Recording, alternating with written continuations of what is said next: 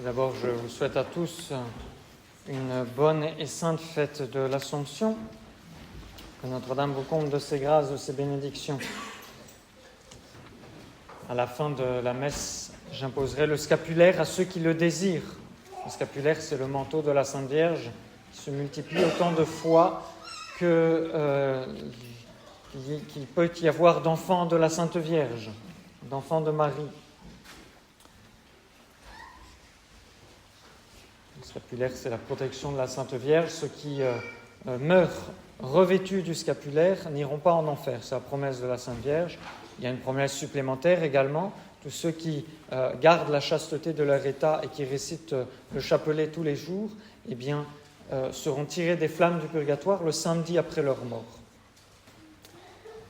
C'est ce qu'on appelle le privilège sabbatin. Donc j'imposerai le scapulaire à la fin de la messe. Bien sûr, nous nous retrouvons cet après-midi à la chapelle Notre-Dame-des-Dons qui a été préparée par le Grand Ménage. Je remercie ceux qui y ont participé. Donc, il y aura le pique-nique ici. Et puis, à 16h, les vêpres et la procession à la chapelle Notre-Dame-des-Dons. Pour le parking, vous veillerez à bien vous avancer tout au fond de la rue des Dons.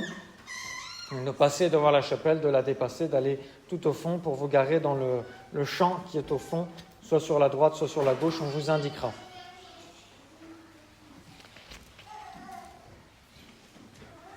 Il y aura quelques préparatifs à faire avant la cérémonie. N'hésitez pas à venir donner un coup de main en avance.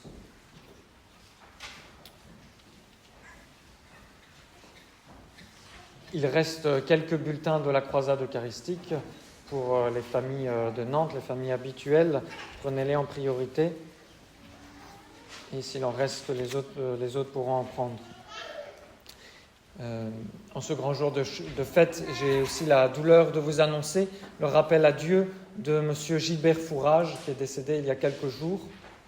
C'était le sacristain de la chapelle. Ici, pendant des années, il a beaucoup aidé M. l'abbé Guépin. Il a beaucoup œuvré pour la restauration des différents sanctuaires, que ce soit à Notre-Dame-des-Dons, que ce soit ici, que ce soit également à Saint-Maurice.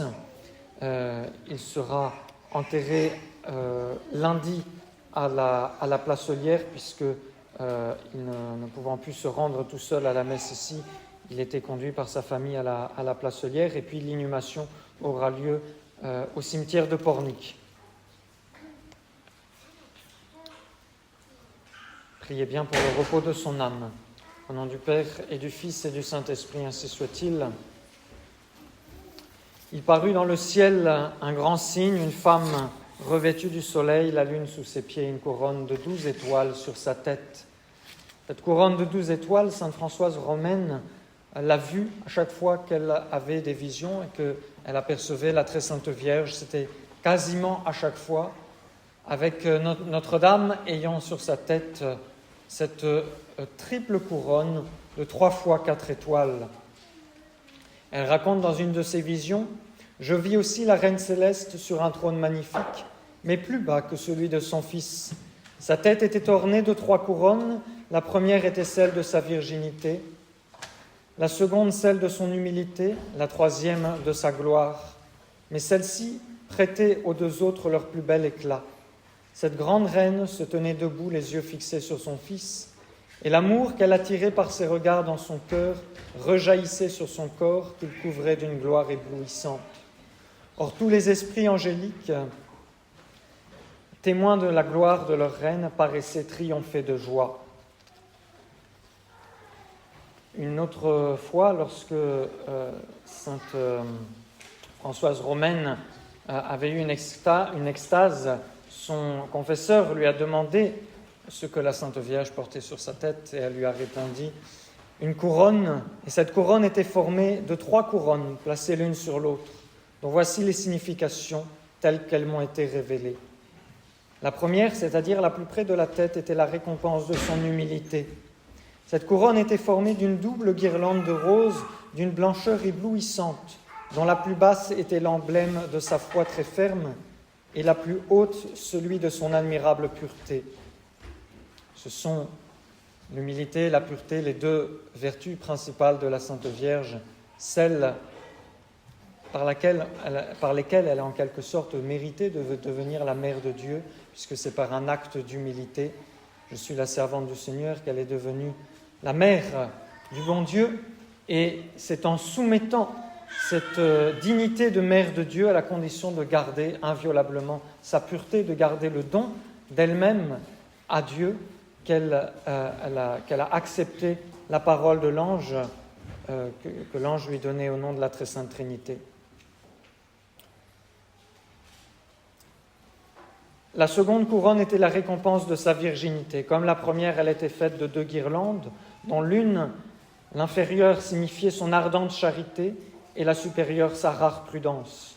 Cette couronne était ornée de 12 fleurs de lys d'or. Dans chacune de ces fleurs était une étoile très brillante, d'où sortaient des rayons d'une admirable splendeur. La première en avait 3, en mémoire de la Trinité Sainte. Chacune des autres n'en avait qu'un seul. Le rayon de la seconde se divisait en 4 jets de lumière, qui signifiaient son humilité, sa virginité, sa crainte filiale et sa pureté. Le rayon de la troisième se partageait en 7 splendeurs, symbole des 7 dons du Saint-Esprit qui furent communiqués dans toute leur plénitude à cette auguste Vierge. La division du rayon de la 4e étoile était la même. Les 7 rameaux étaient la figure des 7 sacrements. Le rayon de la 5e envoyait 4 splendeurs à cause des 4 vertus cardinales, et le rayon de la 6e représentait les 3 vertus théologales par ses 3 émissions. Du rayon de la 7e sortaient 12 rayons plus petits, qui couvraient toute la tête de l'auguste reine, qui en était merveilleusement ornée. Or, il me fut dit que ces 12 émanations du rayon principal représentaient les 12 articles de la foi catholique. Le rayon de la 8e avait 5 branches, en commémoration des 5 plaies de Jésus-Christ. 7 émanations qui sortaient du rayon de la 9e rappelaient les 7 œuvres de miséricorde. Le rayon de la 10e donnait 10 splendeurs, symbole des 10 préceptes de la loi, des 10 commandements. Celui de la 11e n'en donnait qu'une, qui représentait la très ardente charité du Sauveur. 4 splendeurs sortaient du rayon de la 12e étoile, donc sur la 2e couronne toujours, et elles dénotaient l'honnêteté, la vertueuse timidité, la pudeur et la discrétion de cette reine des Vierges, donc les vertus qui accompagnent la pureté. La 3e couronne de Marie était la plus élevée. Elle était sa couronne de gloire, elle était formée comme les 2 autres de 2 guirlandes, dont la plus basse rappelait sa générosité et la plus haute sa justice et sa miséricorde. Or, cette triple couronne était enrichie d'une bordure de pierres précieuses qui avait aussi leur signification. La 12e, enfin, qui avait quelque ressemblance avec le saphir, signifiait sa parfaite sagesse. Lorsque la voix divine eut déclaré à Françoise ces significations, elle entendit des cantiques de louanges fort agréables que les séraphins chantaient à la Mère de Dieu. « Louange éternelle à vous, disait-il, ô glorieuse reine, dont ces couronnes ornent si dignement votre auguste front. Qu'elles sont belles ces guirlandes de roses blanches, qu'elles sont belles ces étoiles et ces pierres précieuses qui ajoutent un éclat merveilleux. Qu'elles représentent bien les admirables vertus dont le Créateur a enrichi votre âme.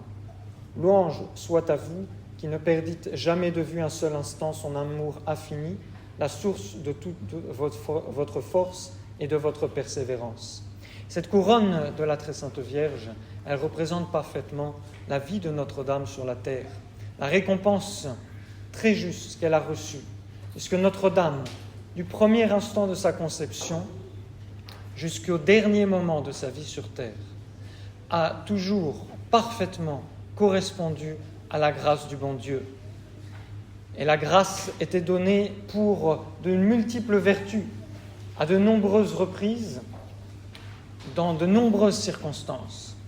Et à chaque fois, dans chacune de ces vertus, la Très Sainte Vierge Marie a correspondu parfaitement à la grâce du bon Dieu. Elle ne s'est pas écartée d'un seul iota, d'une seule pensée, d'un seul regard de la volonté de Dieu.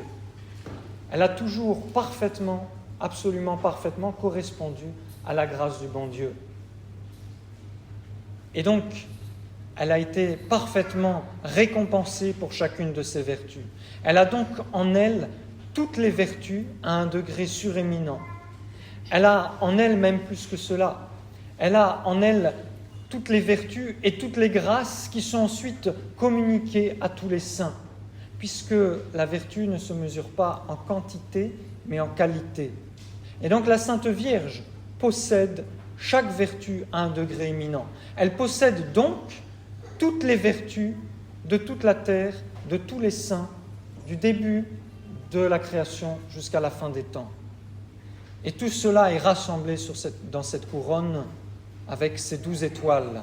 C'est pour ça que l'Apocalypse nous dit « Je vis un signe magnifique apparaître, une femme avec ornée du soleil, la lune sous ses pieds et une couronne de 12 étoiles sur sa tête. » La Vierge Marie est ainsi magnifiquement ornée au ciel. Elle a reçu la récompense de sa vie de parfaite correspondance à la grâce du bon Dieu. Et nous avons entendu dans la vision de sainte Françoise Romaine que c'est la couronne supérieure qui donnait tout l'éclat aux autres couronnes. Cette couronne supérieure, elle représente la générosité et l'amour de la Sainte Vierge envers le bon Dieu, puisque c'est sur notre degré de charité que nous serons jugés, sur notre degré d'amour du bon Dieu. Et la Sainte Vierge a toujours parfaitement correspondu à l'amour de Dieu. Elle a toujours parfaitement grandi, et grandi de façon exponentielle, puisque lorsque l'on correspond bien à la grâce du bon Dieu, lorsqu'on fait un acte de charité, un acte d'amour, que ce soit envers le prochain directement avec le bon Dieu, eh bien le bon Dieu, cela attire une grâce supplémentaire du bon Dieu, une grâce gratuite. Et le bon Dieu, donnant cette grâce, la donne à un plus haut degré, pour que nous grandissions, pour que nous nous élevions dans la grâce, dans l'amour du bon Dieu. Et ainsi, de grâce en grâce, la Sainte Vierge a grandi, et de manière exponentielle, en se rapprochant toujours du bon Dieu. Et à chaque instant de sa vie, elle grandissait dans l'amour de Dieu. Évidemment, parfois elle a fait des bonds plus extraordinaires que les autres, notamment au moment de l'incarnation ou au moment de la rédemption sur la croix, où le cœur de la Sainte Vierge a été si uni au cœur de Jésus. Et la récompense de tous ces actes d'amour, en plus de toutes les autres vertus, dépasse tout ce qu'on peut imaginer. Et la Sainte Vierge a reçu cette récompense magnifique au moment de sa mort, au moment, on n'est pas certain si elle est morte, la tradition nous pousse plutôt dans ce sens-là, mais en tout cas, la Sainte Vierge, au moment où elle a quitté cette terre, avait tellement correspondu parfaitement à la grâce du bon Dieu qu'elle ne pouvait pas s'élever plus haut.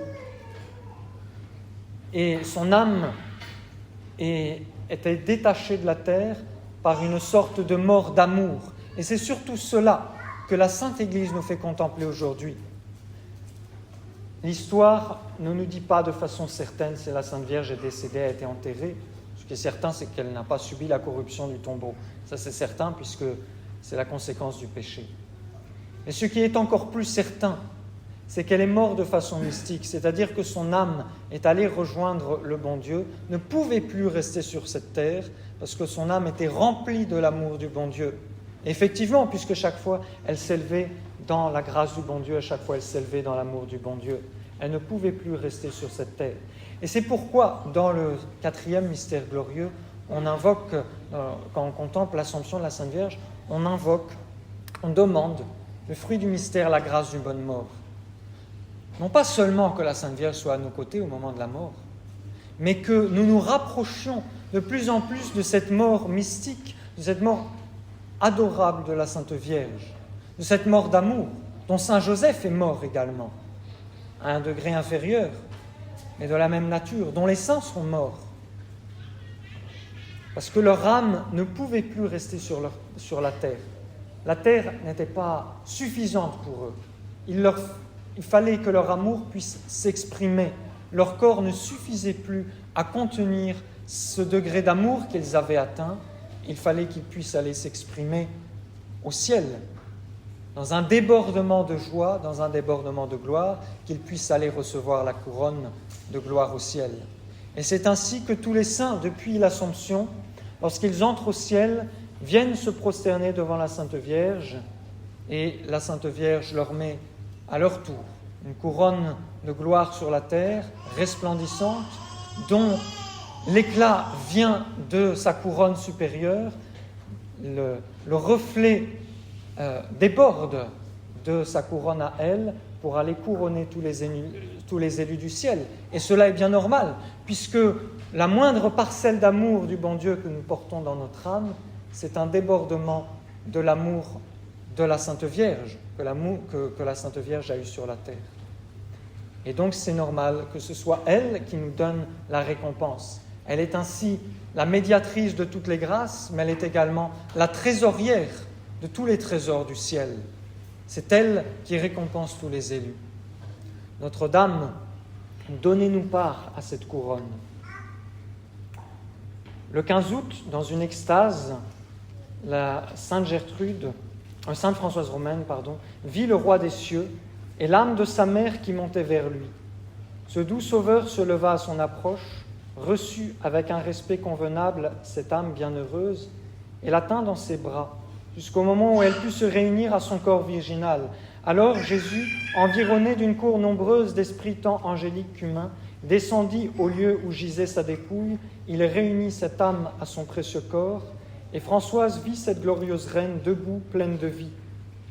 Son premier mouvement fut de tomber aux pieds de son divin Fils, qui l'accueillit avec une respectueuse tendresse, et tous les esprits célestes témoignaient leur joie par les chants les plus mélodieux. Jésus prit de ses mains sacrées une couronne magnifique et la plaça sur la tête de son auguste mère en lui disant d'un air joyeux : « Aimable et très aimée Vierge et Mère, je vous couronne à cause de l'immense charité que nourrissait en vous le souvenir de votre élection éternelle, charité qui gouvernait votre âme pendant toute votre vie. Je couronne en vous ce noble amour dont votre cœur était rempli. Jamais il n'y eut en vous d'inconstance. Vous demeurâtes inébranlable dans votre foi, vous fûtes toujours fidèle grâce aux lumières dont la suprême vérité éclairait votre intelligence. Voilà qu'en retour, vous devenez aujourd'hui la fenêtre de la divinité. » Et cette glorieuse reine répondit avec un respect admirable : « Je vous rends grâce, ô Dieu suprême, qui, sans égard à votre essence divine, avez voulu, par amour, devenir mon Fils en prenant de moi la chair que vous portez. » Et c'est ainsi que se déroula le couronnement de la Sainte Vierge au ciel. Un jour, la Sainte Vierge a révélé à un religieux dominicain les 12 grâces qui découlaient de sa couronne et de ses 12 étoiles. Premièrement, ce que je demande à Dieu est toujours infailliblement accordé. C'est pourquoi il nous faut toujours passer par l'intermédiaire de la Sainte Vierge pour demander des grâces. Deuxièmement, le bon Dieu a résolu de faire miséricorde à tous ceux qu'elle protège. Et c'est pourquoi il faut se mettre sous sa protection, portant la médaille miraculeuse et le scapulaire. Troisièmement, mon intercession de la Sainte Vierge a une immense influence sur les destinées du monde. Et c'est pourquoi il faut la prier et lui faire confiance pour tous les malheurs que nous traversons aujourd'hui. Elle est bien plus puissante que tous les moyens humains que nous pouvons employer. Nous attendons le règne du cœur immaculé. Quatrièmement, elle aime plus les pécheurs qu'un homme peut aimer un autre. Et c'est pourquoi nul ne doit jamais désespérer, mais au contraire, il suffit d'invoquer Notre-Dame, de se tourner vers son cœur immaculé, et le moindre péché que nous portions en notre âme peut disparaître, peut fondre, si la Sainte Vierge se tourne vers nous et dépose une parcelle de son amour, une parcelle de la grâce sanctifiante en nous. Cinquièmement, elle désire tellement leur salut, le salut des pécheurs, qu'elle serait prête, si Dieu le permettait, à souffrir toutes les peines possibles afin de satisfaire pour chacun d'eux. Et c'est pourquoi il faut la prier pour qu'elle réduise notre temps de purgatoire. Sixièmement, le moindre acte fait en son honneur, ne serait-ce que la récitation de la salutation angélique du « Je vous salue Marie », a plus d'efficacité que le culte de tous les autres saints. Un jour, une petite fille de l'école du Saint-Curé d'Ars, la Providence, avait gagné des prix, c'était la fin de l'année, et elle recevait les récompenses de ses bonnes notes. Et c'est le Saint-Curé d'Ars qui était lui chargé de lui remettre ses prix. Le Saint-Curé d'Ars s'est penché vers elle et lui a dit « Tout ça, ça ne vaut pas un « Je vous salue Marie ». Septièmement, un Ave Maria pieusement dit vaut mieux que n'importe quel bien temporel. Et donc il faut être prêt à tout perdre pour honorer la Sainte Vierge. Huitièmement, l'hommage que Marie rend à Dieu réjouit tous les saints. Et nous nous unissons à cet hommage en récitant le chapelet, en offrant une triple couronne à la Sainte Vierge. Une couronne de roses blanches pour honorer ces mystères joyeux, une couronne de roses rouges pour honorer ces mystères douloureux, et une couronne de roses dorées pour honorer ces mystères glorieux. Neuvièmement, le culte que nous rendons au Saint à côté de celui que nous rendons à la Sainte Vierge est comme l'argent à côté de l'or. Dixièmement, celui que nous rendons à l'humanité du Christ est comparable aux pierres précieuses et celui que nous rendons à la Très Sainte Trinité aux étoiles du ciel. Et c'est par la Sainte Vierge que l'on rend mieux ce culte. Onzièmement, Marie sauve chaque jour beaucoup de pécheurs. Douzièmement, autant le ciel entier l'emporte sur les astres de la nuit, autant la miséricorde de Marie pour les pécheurs dépasse celle de tous les saints. C'est en elle que nous nous confions, particulièrement en ce jour de l'Assomption. Ces 12 titres de gloire sont comme les 12 étoiles de la couronne entrevues par saint Jean sur la tête de la Sainte Vierge. Et le pape Pie XII dit « Nous croyons que dans la gloire où vous régnez, vêtus de soleil, couronnés d'étoiles, vous êtes après Jésus la joie et l'allégresse de tous les anges et de tous les saints. Et nous, de cette terre où nous passons en pèlerin, réconfortés par la foi en la résurrection future, nous regardons vers vous, notre vie, notre douceur, notre espérance. Attirez-nous par la suavité de votre voix pour nous montrer un jour, après notre exil, Jésus, le fruit béni de votre sein, ô clémente, ô miséricordieuse, ô douce Vierge Marie.